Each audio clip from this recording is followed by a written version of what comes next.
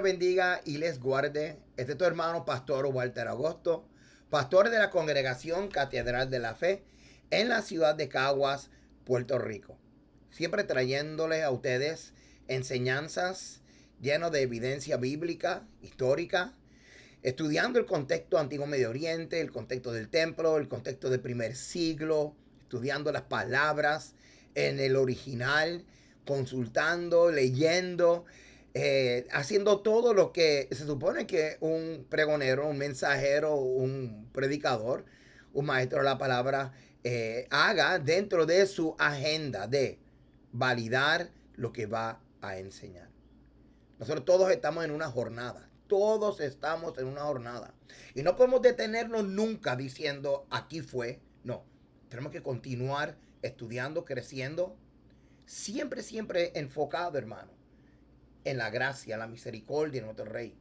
En el hecho de que su amor, su misericordia se ha mostrado con nosotros.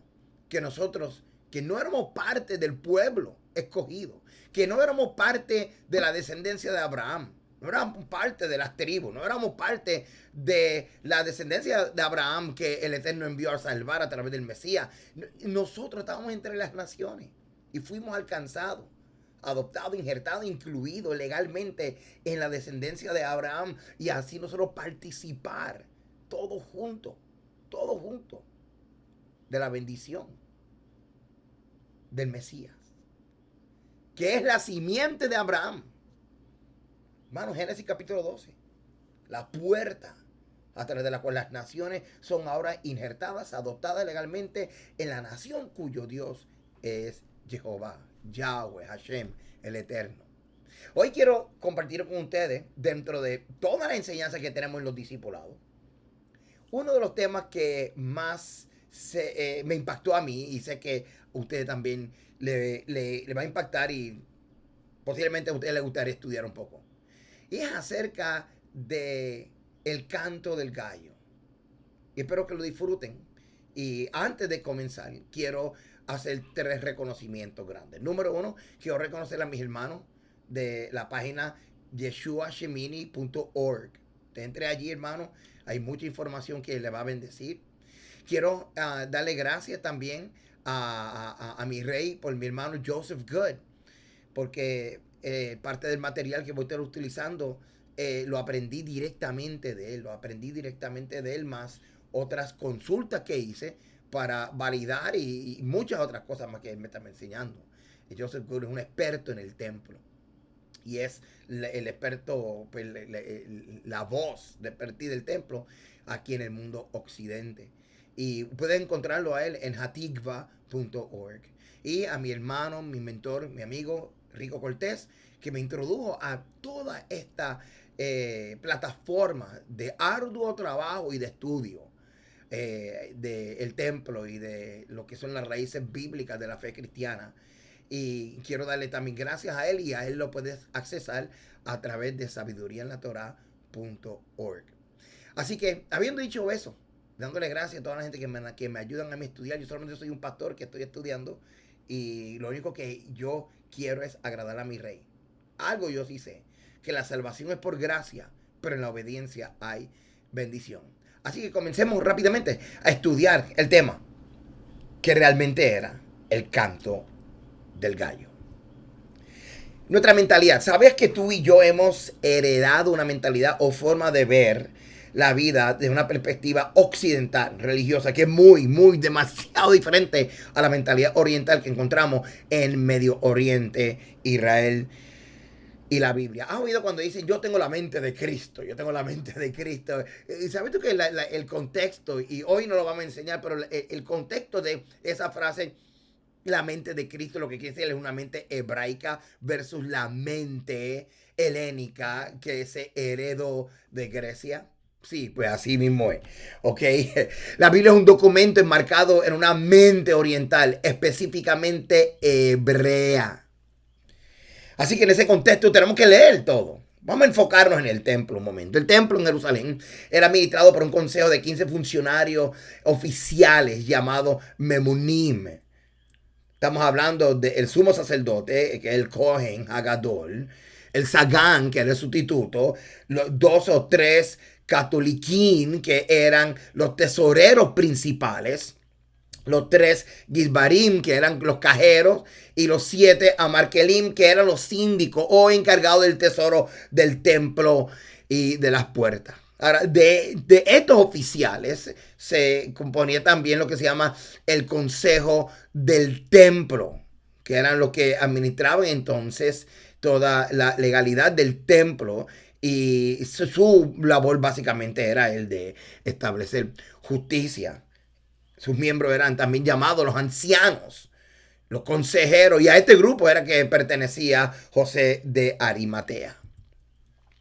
También vemos en el templo guardianes unos guardianes compuestos por 3 sacerdotes, 21 levitas, y estaban divididos en 24 mismarot, patrullas que eran combinadas en diferentes turnos cada semana. Ahora se colocaba un levita delante de cada una de las puertas de las 5 entradas del templo. Y aquí es donde nosotros descubrimos una de las frases que encontramos en Tesalonicenses, donde el apóstol Pablo habla acerca de como ladrón en la noche. Y efectivamente, la foto que tenemos ahí arriba es uno de los levitas supervisores, que se le llamaba así como ladrón en la noche, que era el que estaba a cargo de supervisar los turnos nocturnos. Mucha información, hermano. Simplemente voy a ir lo más rápido posible. Por la noche, los sacerdotes mayores dormían en divanes colgados en hileras de piedra en forma de grada. Así que los sacerdotes más jóvenes dormían en cojines en el suelo, poniendo sus vestidos sagrados bajo la cabeza y cubriéndose con ropa común. Los sacerdotes mayores guardaban la llave del templo, poniéndolos en la noche bajo una losa de mármol en el suelo. A esta losa se adjuntó un anillo para levantarlo. Y así que se hacía todo un protocolo a la hora de cerrar el templo y como a la hora de abrir el templo. Y estas llaves son las que Yeshua se refería a las llaves del reino. Interesante, ¿verdad? Ahora, vamos directamente a lo que queremos ver. En Mateo 26:34, Yeshua le dijo: de cierto te digo que esta noche, antes que el gallo cante, me negará 3 veces. Mateo 26:34, Yeshua le dijo: si en verdad te digo que esta noche, antes de que el gallo cante, me habrás negado 3 veces. Mateo 26:34. Esta vez comenzó a invocar una maldición sobre sí mismo mientras juró: yo no conozco al hombre. E inmediatamente cantó el gallo. Pedro se acordó de lo que Yeshua le había dicho: antes que cante el gallo, me habrás negado 3 veces. Y salió afuera a llorar amargamente. Ahora, antes de continuar, una vez más tengo que darle gracias a mi hermano Rico Cortés y a Joseph Good, porque gracias a ellos he tenido la oportunidad de ir a Israel, a Jerusalén, exactamente estudiar el templo junto con ellos. Solamente soy un estudiante junto con ellos, y pude ir exactamente lo que era el pretorio, la casa de Caifás, que fue donde se confrontó y ilegalmente se acusó y se sentenció y se juzgó a Yeshua. Y en el pretorio. Ahora, exactamente el lugar donde estaba Pedro, yo estuve allí. Fui allí, y de donde estaba Pedro, donde lo confrontaron y le preguntaron si él era uno de los que andaba con Yeshua, al templo, la distancia es demasiado cerca. Ponte a pensar eso. Ok, no me acuerdo si tengo unas fotos, pero sí las tengo, pero ahora mismo no lo puse, no lo traje aquí, pero vamos a seguir mirando esto aquí. Mira qué interesante. Primero vamos a establecer de que no habían gallos en Jerusalén. Y antes de que tú digas cómo hacer, ok. Uno no podía criar ganado pequeño en la tierra de Israel, pero se podía criar en Siria y en los desiertos de la tierra de Israel.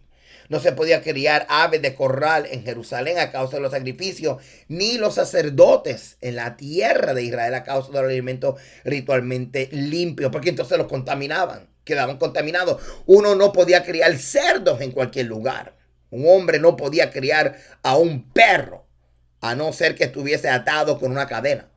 Uno no podía fijar redes para las palomas, a menos que se tuviesen a una distancia de 30 ris, una medición, desde un lugar poblado. Y eso está en la Mishnah Kehati, Baba Kama 7:7. Ahora, antes de ir, cuando hablamos de la Mishnah Kehati, si usted ve aquí, ok, esto que está aquí, esa es la Mishnah. Es la Mishnah. Deja ver si podemos enseñarlo ahí. Mira, esa es la Mishnah. Eso ahí, todo eso es la Mishnah Kehati. Ok, esto también me lo recomiendo mi hermano Joseph Good para poder estudiar el templo y estudiar todo lo que yo estudio con ellos y para poderlos alcanzar y entender. Y aquí, esta es la Mishnah Kehati. Si acaso alguno de ustedes lo quisiera comprar. ¿Ok? Ahora, ¿por qué es bien importante aquí? Porque esta Mishnah te dice a ti cómo las reglas, literalmente las reglas y las leyes que regían el templo. Además de los diferentes protocolos de los sacrificios. Otro libro que les voy a recomendar es este libro, Jewish Literature. Jewish Literature of the Second Temple. ¿Por qué este libro es importante? Porque te introduce a lo que son las fuentes que tú debes de estudiar para poder entender el contexto del primer siglo y el contexto de la mentalidad judía del primer siglo y el templo. Este libro, pues aparentemente ya no está. Este libro, Korban Minha, te dice cómo es que ellos presentaban las ofrendas, especialmente las ofrendas durante la fiesta de las primicias. Y es bien interesante, bien interesante. Y por supuesto, este libro lo tienen que conseguir. Vaya a la página hatigua.org de mi hermano Joseph Good, Measure the Pattern, y habla acerca del templo. Hermano, este libro usted lo tiene que tener. Usted necesita este libro. Usted necesita este libro y habla acerca del templo, las leyes del templo. Así que de aquí de todo esto, hermano, yo estoy sacando información para poder compartir con ustedes y le doy esta información para que usted lo adquiera y lo valide. Y así, aquí simplemente lo estoy resumiendo, ¿ok? Vamos a continuar. Ok. Ya yo te mencioné el Mishnah Kehati, pues, porque por eso fue que te lo enseñé. Ahora, uno no podía criar ganado pequeño de ovejas y cabras en la tierra de Israel, ya que esto interfería con el asentamiento de la tierra, ya que el ganado pequeño destruía las cosechas, pero uno podía criarlos en Siria, ya que no se preocupaba tanto con respecto a su permanencia, y si destruían otro campo allí, sus propietarios pagaban el daño. Siria era territorio de Aram, que fue conquistado por el rey David, el cual no estaba santificado con la santidad de la tierra de Israel, y en los desiertos de la tierra de Israel que están lejos de los campos y viñedos. Ahora, esto es bien importante entenderlo porque el templo es un lugar que se considera con el más alto nivel de Kedushá o de santidad, porque en inglés se le dice Holy Mountain, the Holy Mount. Entonces, ¿qué pasa? Mientras más lejos, menos Kedushá. Y definitivamente desde la ciudad de David subiendo, literalmente subiendo niveles de santidad hacia el templo. Por eso es que hay aún tantos mensajes que hablan acerca de subir a Jerusalén, como el que está subiendo una escalera de un nivel de consagración o santidad a otro nivel. Ahora, habían ya áreas, ya adentrándonos dentro del desierto de Israel y hasta Siria, donde se permitía todos estos ganados. Todo esto, hermano, es información que estamos sacando, que estoy sacando de literatura que pertenece a lo que se llama literatura intertestamentaria, del Talmud y de la historia, hermano, que nos hablan acerca de la distribución legal y común de lo que es el poultry o lo que son gallos, gallinas, animales, dónde podían estar y dónde no podían estar. ¿Ok? Y aunque son cosas que aparecen en la Mishnah y en el Talmud, y aunque tú y yo estemos 100% de acuerdo en términos de doctrina, eso no importa. Lo que importa es que para el primer siglo y el templo, muchas de estas cosas, hermano, que eran costumbres, se convirtieron desde las legislaciones del Sanedrín como ley en la tierra. Y o sea, nosotros tenemos que entender cómo era la mentalidad en el primer siglo, y especialmente cuando eran costumbres que se convirtían en leyes que tenían que ver con el proceder y el protocolo del creyente hacia el templo. ¿Ok? Bueno, continuamos aquí. uno no podía criar aves de corral en Jerusalén a causa de los sacrificios, ya que normalmente las aves picotean la basura. Se temía de que pudieran emplazar la medida de una lenteja, de un reptil, y contaminar los sacrificios que se comían en Jerusalén. Una vez más, otra vez más, le estoy diciendo, estas legislaciones se hacían, hermanos, para impedir que animales que podían contaminar tierras aledañas al templo se acercaran. ¿Le da sentido? Ok, seguimos aquí estudiando.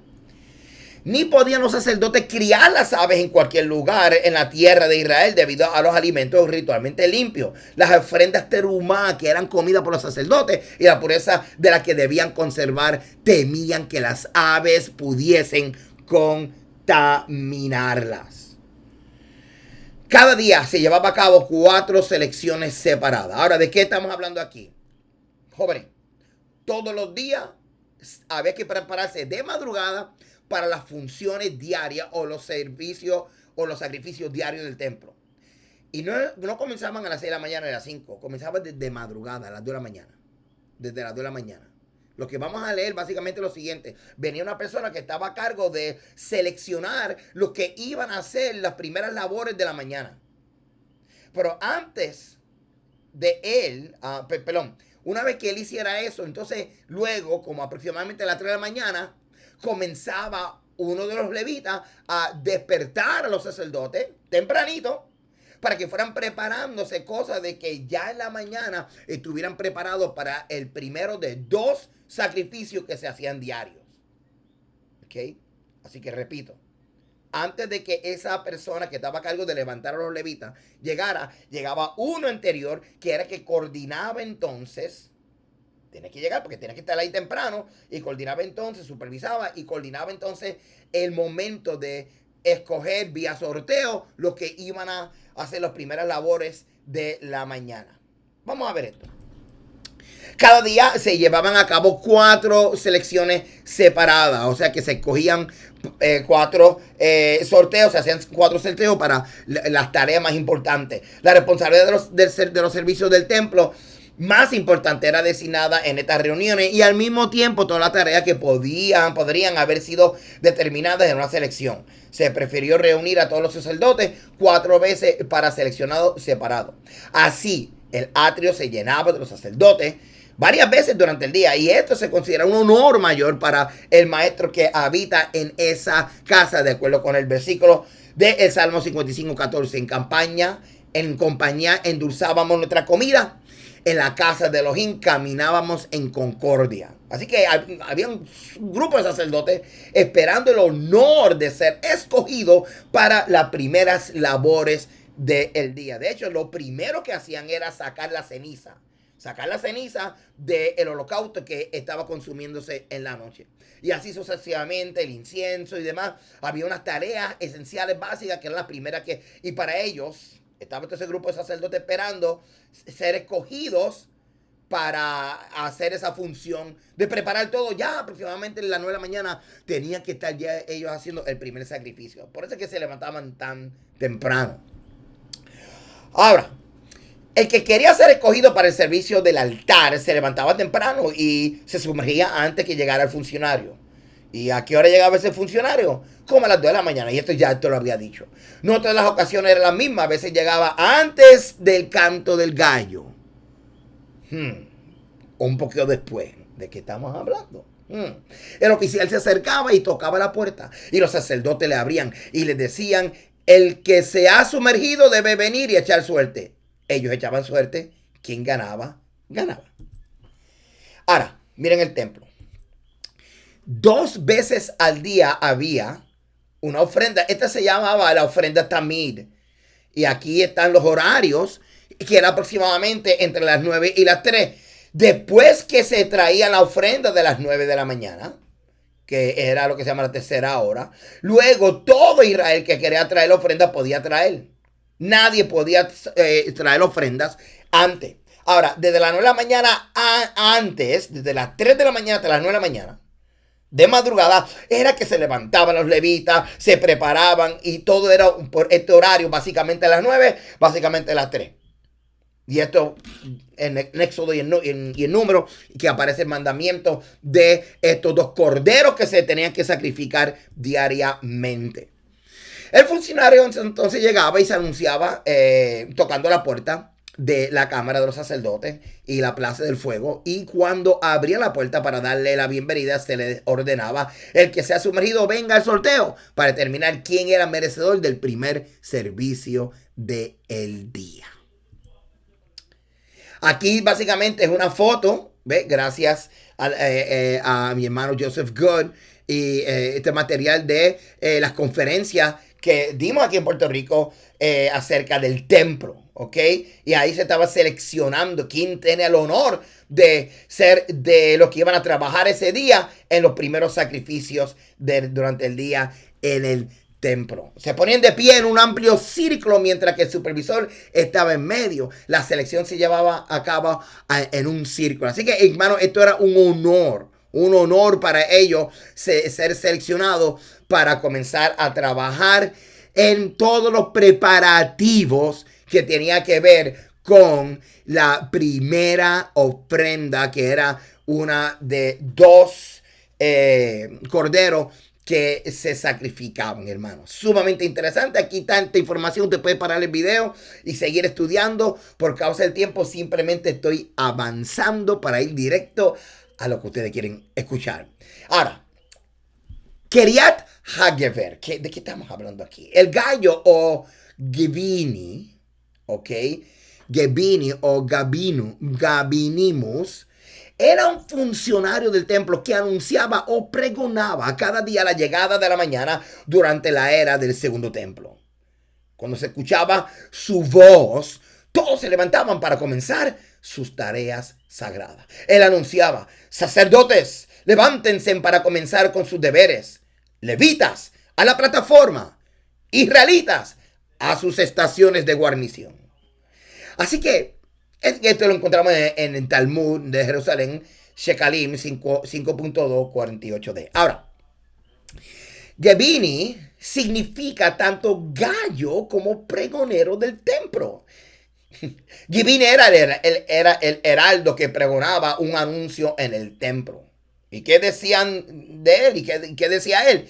Que se levanten los sacerdotes para los 12 Maalot, los levitas al Ducán y los israelitas a su Ma'amar. Él está llamando a los sacerdotes, a los levitas y a los israelitas, a cada uno a su posición. ¿Por qué? Porque iban a comenzar el servicio del templo y el servicio diario, que consistía en 2 corderos que se ofrecían diariamente. Así que, ¿qué significa todo esto? Hermano, que no era un gallo. No era un gallo que cantaba, sino más bien era el pregonero del templo que daba sus 3 voces. Además, Simón Pedro estaba suficientemente cerca del templo para escucharlo, hermano. Así que no se trataba de ningún gallo, sino un oficial encargado de abrir las puertas del templo y de llamar tanto a los sacerdotes como los levitas como los israelitas a sus labores. Hermano, espero que esta enseñanza te haya ayudado a entender de que no era un animal. No podía ser un animal, no podía ser un gallo, porque por temor a que contaminaran el área del templo, contaminara aún la gente que salían.